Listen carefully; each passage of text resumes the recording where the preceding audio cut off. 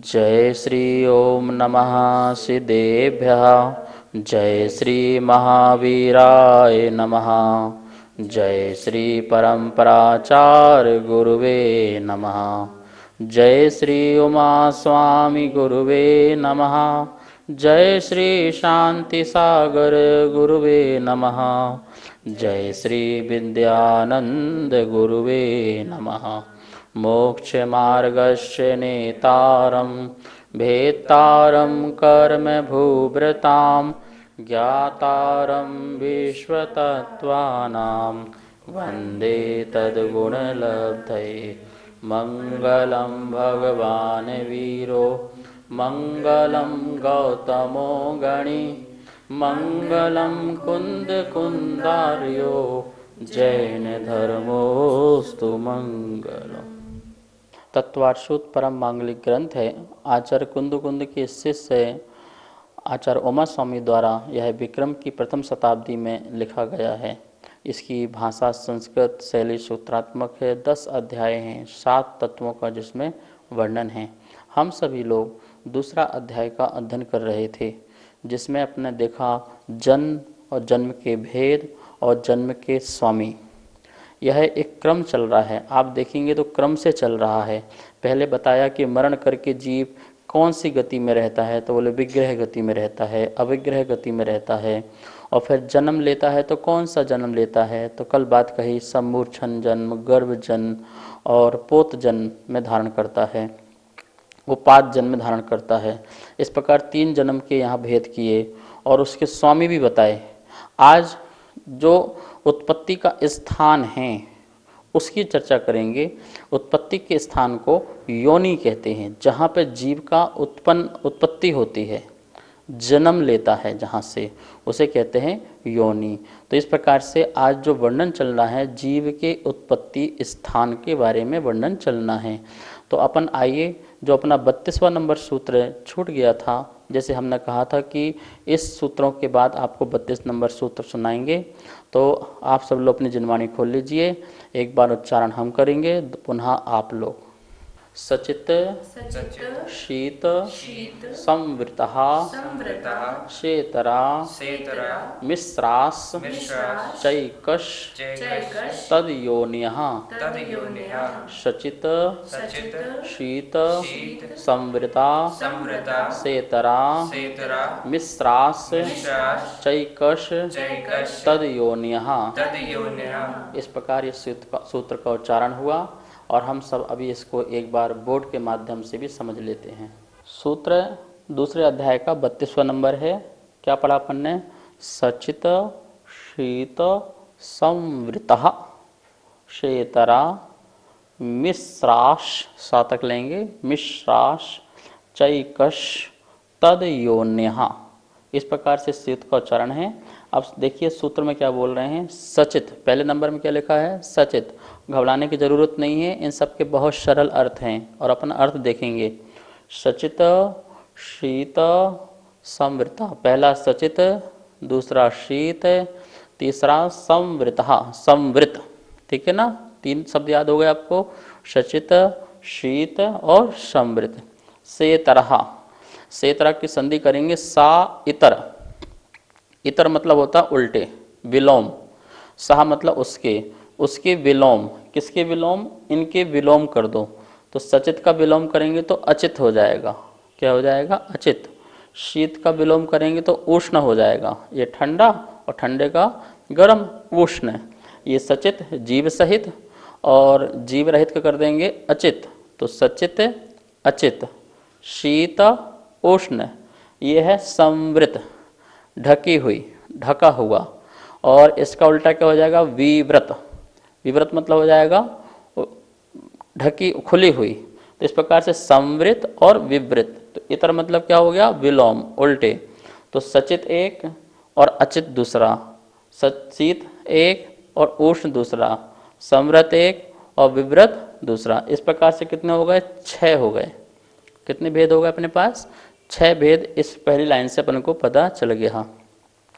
फिर क्या लिखा है? मिश्रहा, शाह का विसर्ग हो जाएगा। देखिए यहाँ पर विसर्ग लिखा है मिश्रहा, शाह का विसर्ग हो गया। ठीक है ना? संधि तोड़ेंगे तो सा का विसर्ग हो जाए, मिश्रहा, मिश्र मतलब मिले हुए। अब मिले हुए के भंग बना लो, सचित अचित, तो सचिता चित्त एक बन जाएगा। शीत और उष्ण को मिला जाएंगे तो शीतोष्ण, क्या बन जाएगा, शीतोष्ण। और समृद्ध और विवृत को मिला देंगे तो समृद्ध विवृत। इस प्रकार से कितने, 3 भंग और बन जाएंगे। पहला भंग तो 3 ये बने, इनका उल्टा कर देंगे तो 3 उसके बन जाएंगे तो 6 हो गया। और मिश्रहा, मिश्र रूप में बनाए, दोनों को मिलाकर के मिलाएं तो सचित अचित, शीत उष्ण, समृद्ध विवृत। इस प्रकार से यह है चई चा और एक शहा, मतलब इन सब में एक एक मिला दो तो क्या हो जाएंगे, ये 9 भेद बन जाएंगे। तद योन्या लिखा ना, तत् उसके, योन्या, योन्या मतलब भेद, वह योन्या वह योनियां हैं, तत् मतलब वह, योन्या मतलब योनि स्थान हैं। ये 9 जो हैं योनि स्थान हैं, जन्म के स्थान हैं। ठीक है ना, बात समझ में आ गया, सूत्र समझ में आ गया आपके लिए। 3 भंग ये, इनके उल्टे करेंगे तो 3 भंग और बन जाएंगे, अचित उष्ण और विवृत के तो 6 हो जाएंगे। उन दोनों भंगों को मिला दो आपस में, मिश्रहा, तो 3 भंग और बन जाएंगे, सचित अचित, शीतोष्ण और समृद्ध विवृत। इस प्रकार से यह लिखा, इसमें एक एक भंग बनाते जाइए मिला करके। तो तत् योन्य, वह योनियां हैं, वह जन्म, जीव के जन्म के स्थान हैं। इस प्रकार से इसका ये अर्थ हुआ। अब इनका एक एक शब्दों का अपन अर्थ देखते हैं। यहाँ पर अपन ने देखा कि योनियों के 9 भेद बताए। पहले अपन समझते हैं योनि किसे कहते हैं। जीव के उत्पन्न होने के स्थान को योनि कहते हैं, जहाँ पर जीव जन्म लेता है। जीव एक गति से दूसरा गति जाता है, कभी मनुष्य से देवगति, देवगति से मनुष्य गति, कभी मनुष्य से नरक गति या त्रिंश गति, ऐसे 4 गतियों में भ्रमण करता है जीव। तो भ्रमण करने के बाद वो किसी शरीर को ग्रहण करता है, औदारिक आदि शरीर। कभी वो मनुष्य और त्रिंश में जो औदारिक शरीर है, कभी देव और नारकियों का जो वैक्रिक शरीर है। तो वो जो शरीर को ग्रहण करता है, उन वर्गणाओं को ग्रहण करता है, वहाँ पर जाकर के उस स्थान पर अपने जीवन यापन के लिए, उसकी इंद्रियों के उसकी संरचना के लिए जो आहार वर्गणा आदि इकट्ठी करता है, तो वहाँ पर जीव का वहाँ जन्म हो जाता है। ठीक है ना, तो उस जन्म स्थान मात्र को क्या कहते हैं, योनि कहते हैं। तो इस प्रकार से 84 लाख प्रकार की योनियां होती हैं। कितने प्रकार की योनियां होती हैं, 84 लाख प्रकार की योनियां होती हैं। वैसे तो अपन ने यहाँ पर जो बताई हैं वो गुण योनि बताई हैं। कौन सी योनि बताई है, गुण योनि बताई है कि कौन कौन सी क्वालिटी है। जीव सहित योनि, जीव रहित योनि, शीत सर्दी वाली योनि, ठंडी वाली योनि। तो इस प्रकार से ये तो अपन ने गुण योनि बताई है। और आकृति योनि अलग होती है। और उन योनियों में जीव लेने वाले कितने प्रकार के होते हैं, तो 84 लाख प्रकार के। कितने प्रकार के, जैसे पृथ्वी में, जल में, अग्नि में, वायु में, वनस्पति में, इस प्रकार से 84 लाख प्रकार की योनियां होती हैं। तो 84 लाख प्रकार की योनियां होती हैं। जो जिस जीव जो है इस प्रकार की योनियों में जन्म लेकर के भ्रमण करता है। जो अपन ने ये 9 प्रकार की योनियां बताई हैं वो गुण योनि हैं, वो क्वालिटीज़ हैं कि जन्म लेने की उत्पत्ति स्थान कैसे हैं, ठंडे हैं, गर्म हैं, जीव सहित है, जीव रहित है, इनके बारे में अपन वर्णन करेंगे। अभी 84 लाख योनि का प्रसंग आया, तो आपके पास यदि कॉपी पेन है तो आप इसे नोट कर लीजिए 84 लाख प्रकार की योनि कौन कौन सी होती है। तो एक इंद्री में पृथ्वी, जल, अग्नि, वायु। ठीक है ना, फिर से पृथ्वी, जल, अग्नि, वायु, ये इनकी 7 लाख प्रकार की योनि होती है, जन्म स्थान होते हैं। कितने कितने प्रकार के, 7 लाख प्रकार के जन्म स्थान होते हैं। वनस्पति में 2 भेद करते हैं अपन, प्रत्येक और साधारण। तो जो साधारण वनस्पति हैं जिसमें बहुत अनंत जीव पाए जाते हैं, उनकी जो योनियां हैं वो भी 7 लाख प्रकार की हैं। लेकिन जो प्रत्येक वनस्पति है उनकी 10 लाख प्रकार की जन्म स्थान योनियां होती हैं। ठीक है ना, तो सबकी 7-7 लाख, पृथ्वी की, जल की, अग्नि की, वायु की, और वनस्पति में जो साधारण वनस्पति है उसकी भी 7 लाख, इन सबकी 7 लाख। और प्रत्येक जो वनस्पति है वो 10 लाख प्रकार का उनका जन्म स्थान योनि है। 2 इंद्री, 3 इंद्री और 4 इंद्री जो जीव हैं, इनकी 2-2 लाख प्रकार की योनि स्थान हैं। कितने? 2-2 लाख। ठीक है ना, आप टोटल आप करते रहना। और देव, नारकी और पंचेंद्रिय जो त्रियंश हैं, इनकी 4-4 लाख प्रकार की योनियां होती हैं। ठीक है। और जो मनुष्य है उसकी 14 लाख प्रकार की योनियां होती हैं।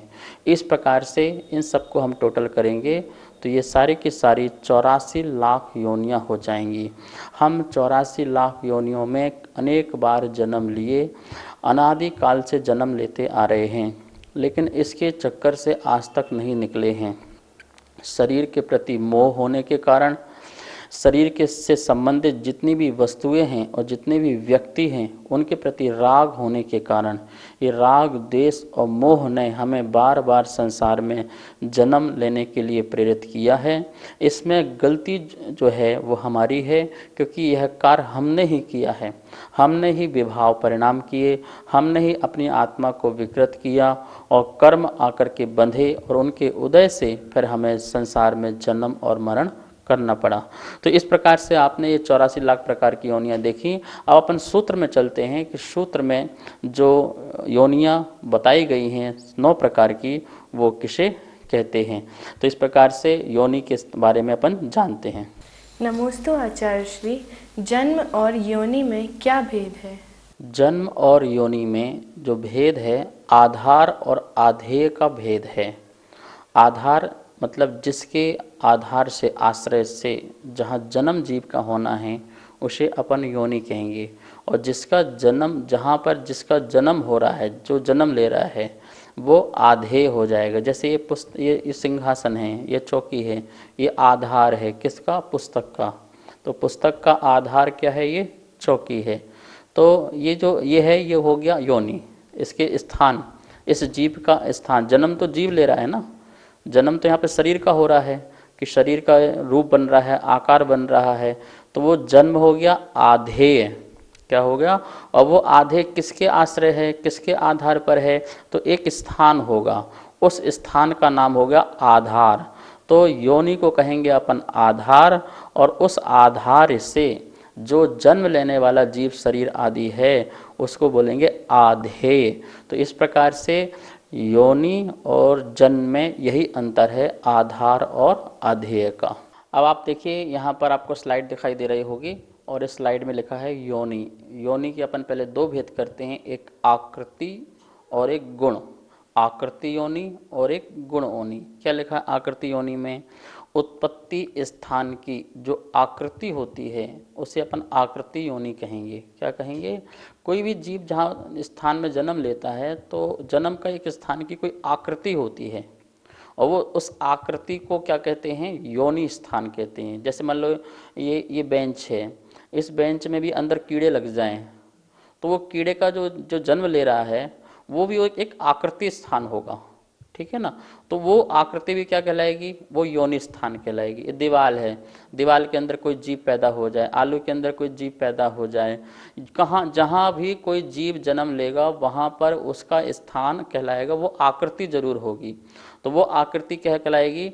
वो आकृति योनि कहलाएगी। ठीक है ना? उत्पत्ति स्थान की जो संरचना है वो कहलाएगी आकृति योनि। और दूसरे नंबर में लिखा है गुण योनि। क्या लिखा है? गुण योनि। गुण योनि किसे कहते हैं? उत्पत्ति स्थान के स्पर्श, रस, गंध, वर्ण, ये गुण के आधार पर भेद करेंगे कि जो उत्पत्ति स्थान है वो शीत है या उष्ण है, जीव सहित है, जीव रहित है, खुली है या ढकी हुई है। इस प्रकार से जो अपन ने आज जो 9 भेद पढ़े हैं वो गुण योनि की भेद पढ़ रहे हैं। किसके भेद पढ़ रहे हैं? आकृति योनि के नहीं। अभी आकृति योनि के हम आपको भेद बताएंगे, वो 3 प्रकार से होते हैं।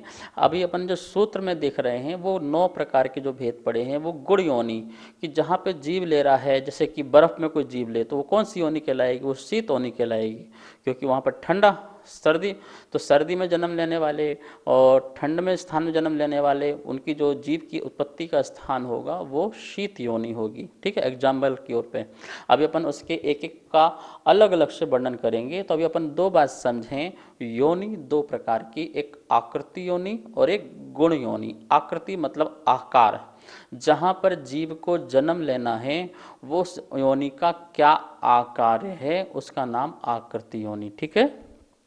और गुण योनि उस योनि के स्पर्श रस गंध वर्ण आदि के आधार पर उसका भेद प्रभेद करना वो कहलाती है गुण योनि। अब आप देखिए यहाँ पर आकृति योनि के 3 प्रकार के भेद लिखे हैं। कितने प्रकार के भेद हैं यहाँ पर स्लाइड में? 3 प्रकार की आकृति योनि के। आपके पास कॉपी पेन हो तो आप इससे नोट कर लीजिए। कितने प्रकार की? 3 प्रकार की आकृति योनि होती है। एक होती है संख्यावर्त, संख्यावर्त योनि। कौन सी योनि? संख्यावर्त योनि होती है, जो इसमें नियम से गर्भ नहीं ठहर सकता है। क्या? जिसमें गर्भ नियम से वर्जित है। संख्याव्रत जिसकी योनि होगी उसमें कोई जीव जन्म नहीं ले सकता है, अर्थात गर्भ रहता ही नहीं है। कौन सी योनि में? संख्याव्रत, जिसकी योनि शंख के आकार की हो, उस शंख के आकार वाले की योनि से किसी भी जीव का जन्म नहीं हो सकता है, उसे संख्याव्रत योनि कहते हैं। ठीक है। दूसरी जो योनि होती है कूर्मोन्नत योनि होती है। कौन सी? कूर्मोन्नत। कूर्मोन्नत किसे कहते हैं? कछुआ।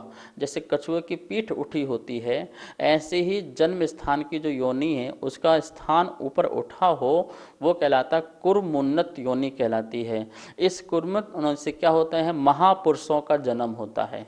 जो भी नारायण हैं, प्रति नारायण हैं, तीर्थंकर हैं, बलभद्र हैं, 63 सला का महापुरुष हैं, तो जितने भी ये महापुरुष हैं उन पुरुषों का जन्म यदि होता है तो वो कूर्मोन्नत योनि से होता है, उसका आकार कूर्मोन्नत योनि कहलाता है। ठीक है ना।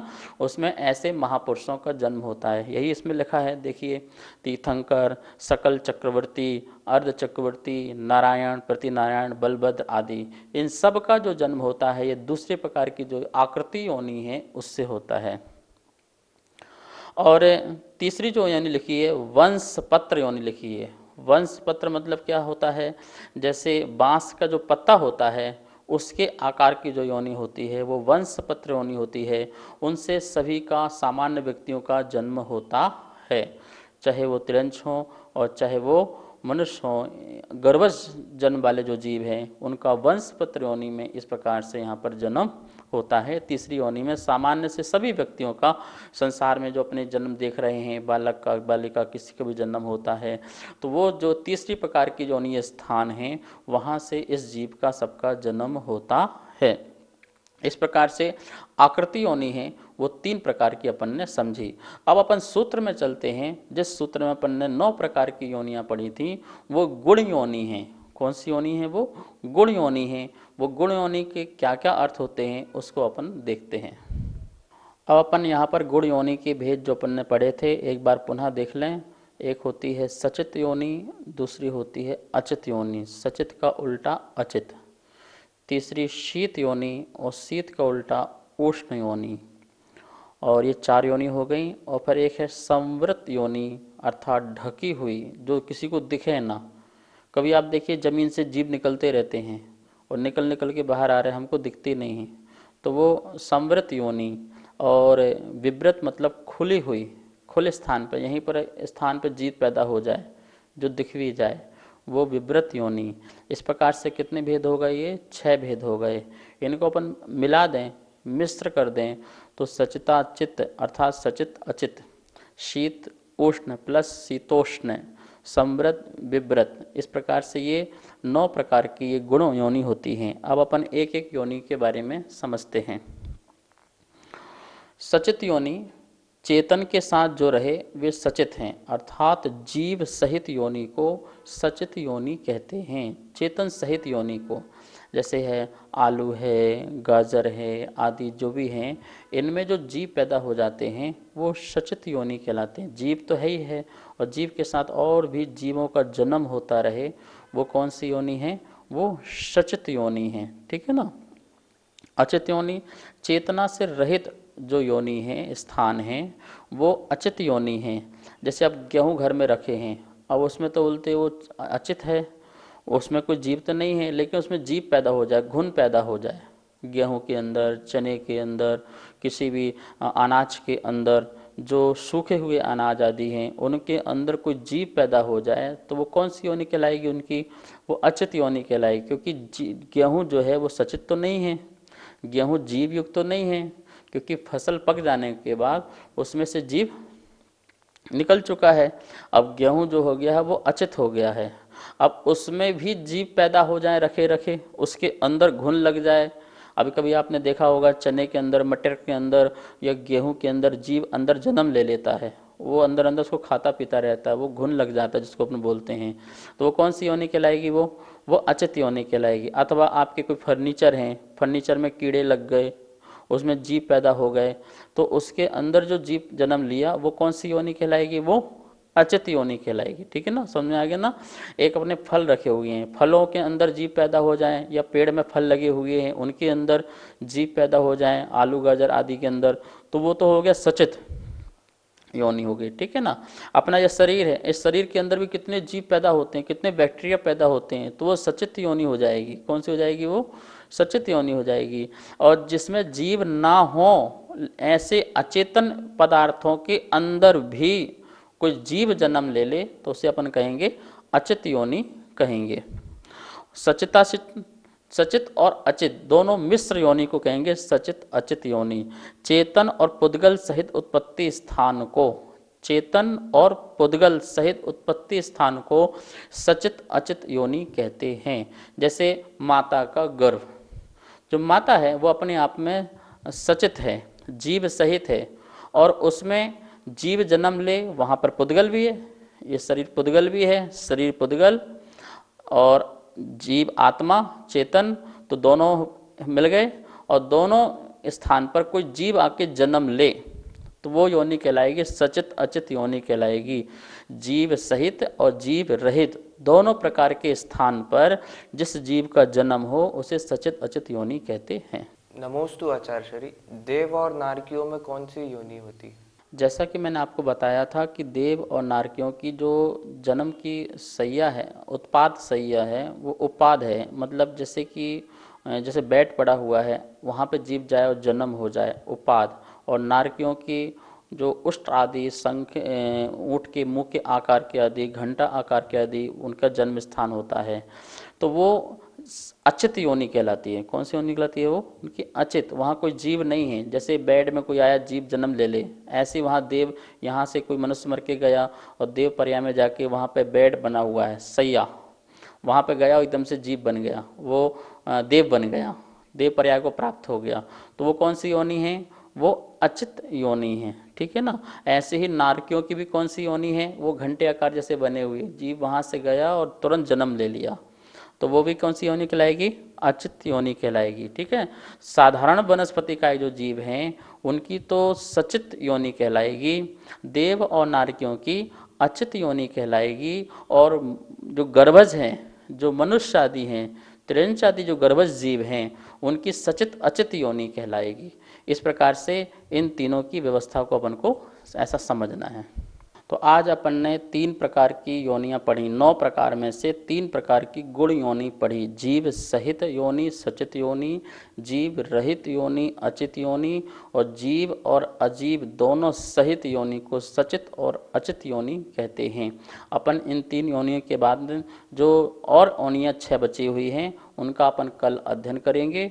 आप समय से उपस्थित रहें। अब हम सब लोग मिलकर के जिनवाणी स्तुति करेंगे। जा वाणी के ज्ञान से सूझे लोकालो, सो वाणी मस्तक धरो सदा देत हो धो।